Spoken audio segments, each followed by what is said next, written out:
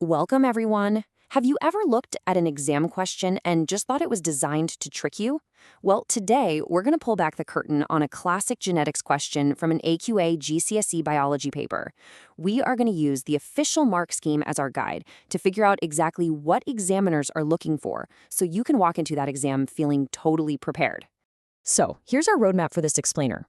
We're going to break down question 08 part by part, from figuring out the first question all the way to making that final judgment call. Okay, let's dive right in. All right, first things first, let's set the stage. This isn't just a simple question you can answer from memory. Nope, this is a multi-part challenge that's going to test your genetics knowledge, how you handle data, and your scientific thinking. It's a really great example of how these questions are all about applying what you know. Okay, first up, we're jumping straight into the world of mutations. This part of the question really gets to the core of genetics, right? It's all about how one tiny little change in our DNA can have a massive knock-on effect on how our bodies work. So the question asks for the direct consequence of this mutation on a process that's fundamental to, being alive. It's only for one mark, but hey, in an exam, every single mark is a victory. So how do we make sure we bag this one? Now, this is where it gets really interesting. Look how precise you have to be. The mark scheme is super clear. Saying less oxygen gets you the mark, but saying no oxygen is wrong. And you know why? Because people with sickle cell trait don't have zero oxygen getting through. Their red blood cells are just, they're less efficient at the job. It's a subtle but absolutely crucial biological difference, and that's the kind of detail that gets you the point. Okay, let's switch gears a bit. Time to do some math. This next part is all about calculation. And remember, when you see a calculation question, you've got to show your work. A lot of the time, just writing down the calculation gets you marks, even before you find the answer. This is where you get to be a bit of a data detective. You have to look at the information, spot the correct numbers, and then put them together in the right way. This one's worth 2 marks, so let's walk through exactly how to get both of them. So here's the 2-step path to getting it right.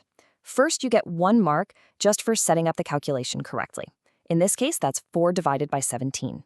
See? That's an easy mark right there. Then you get the 2nd mark for actually doing the math and getting the right answer. Pretty straightforward, huh? And here's a little insider tip for you. Mark schemes are often way more flexible than you'd think. As long as your calculation is correct, you can write your answer in a whole bunch of different ways. Decimals, percentages, ratios, they're all good. It just shows you understand what the numbers mean. And now for the big one, the 5-mark genetic cross. This is where you can really earn us some serious points and show what you know about genetics.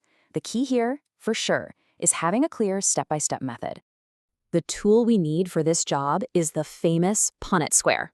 It's basically a simple grid, but it's super powerful for predicting the possible genetic outcomes for offspring when we know the parents' genes. This is such a fundamental skill in biology, so let's make sure we've got it down pat. Okay, to make sure we grab all 5 of those marks, we're going to follow this simple 5-step process. In this specific question, both parents are carriers, so their genotype is HAHS. That means the first 2 steps are just identifying that both the mother and the father can pass on either an HA or an HS allele. After that, we just build our Punnett square, fill it in, and figure out the final probability. And here it is, our completed Punnett square. You can see we've put the 2 possible alleles from the father along the top and the 2 from the mother down the side. Then we just combine them in the grid to see the 4 possible genotypes for their children. It's kind of like a genetic lottery. We end up with 1 HAHA, 2 possibilities for HAHS, and 1 HSHS. This is just a perfect example of how you can pick up marks all the way through a long question. You get a point for getting each parent's gametes right, another for filling the square out correctly, 1 for linking the genotypes to the outcomes or phenotypes, and then that final point for stating the right probability. It means that even if you make 1 tiny mistake, you can still get most of the credit if your work is clear. Which brings us to our final answer. The question wanted the probability of a child having sickle cell anemia. That's the HS genotype. Well, if you look at our Punnett square, that's just one of the 4 possible outcomes. So the answer is 25%. And this is brilliant. It shows again that the mark scheme accepts the answer in lots of different formats. The important thing is that your genetic cross was done correctly to get you there. Okay, we've tackled the biology, we've done the math, now it's time to do some serious thinking. This final part of the question is what we call an evaluation. That means we have to look at all the evidence and make a clear, reasoned judgment. This is your chance to really think like a scientist. You need to weigh the pros and the cons, look at all the information, and then form a balanced conclusion. It's not about finding one single right answer. It's about showing that you can think critically about the situation. To really nail this question, you've got to show you can see both sides of the coin. On one hand, you have to talk about the massive advantage of being a carrier, that amazing protection against malaria. But you also have to discuss the big downsides, the risk of malaria for anyone with the HAHA genotype, and, of course, the serious illness caused by sickle cell anemia for the HSHS genotype. It's a classic, fascinating case of an evolutionary trade-off. And here you have it. This is what a perfect conclusion looks like, and it's taken straight from the mark scheme. See how it's not just a simple statement? It brings together all the evidence. It shows that you understand the complexity and the genetic balancing act that's happening. This is exactly what the examiners are hoping to see. So after all that, what are the big lessons here? Let's zoom out for a second and look at the key strategies you can take with you to tackle pretty much any tough exam question. Okay, this right here, this is your toolkit for success.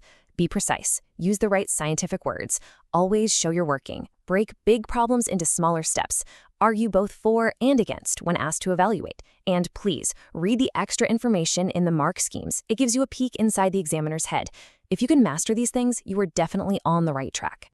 So there you go. We have completely decoded a complex genetics question and unlocked the secrets of the mark scheme. By using these kinds of strategies, you can approach any exam question with a whole lot more confidence. The only question left is, what challenge are you going to conquer next? Thanks so much for watching.